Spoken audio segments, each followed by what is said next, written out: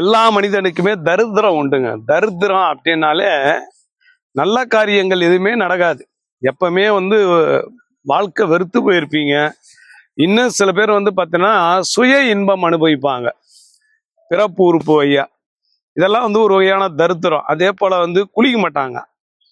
2 நாளைக்கு ஒரு முறை 3 நாளைக்கு ஒரு முறை நைட் ஆனாதான் குளிப்பாங்க.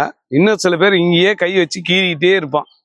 இதான் தரித்திரத்திற்கு உண்டான சில அறிகுறி. சில பேருக்கு கடவுள் உணர்ச்சியை பயங்கரமா கொடுத்துருவாரு. அவன் ஆளே உருகிட்டு போயிடும் கைப்பழக்கத்தை வச்சுக்கிட்டு. ஆண்களா இருந்தாலும் பெண்களா இருந்தாலும் இந்த பழக்கம் உண்டான் இப்ப சமீபத்துல. அதனால தரித்திரத்திற்கு உண்டான சில அறிகுறிகள். இந்த தரித்திரத்தை முதல்ல கிளியர் பண்ணாதான் நீங்கள் தொட்ட காரியம் அனைத்தும் வெற்றியாகும். தரித்திரத்தை கிளியர் பண்றதுக்கு நான் சில வித்தைகள்லாம் சொல்லி கொடுத்துறேன். சில பொருட்கள்லாம் தரேன். அதை வச்சு ட்ரை பண்ணுங்க. தரித்திரமா இருக்கிற நீங்க சரித்திரம் ஆவறதுக்கு ஒரு வாய்ப்பு.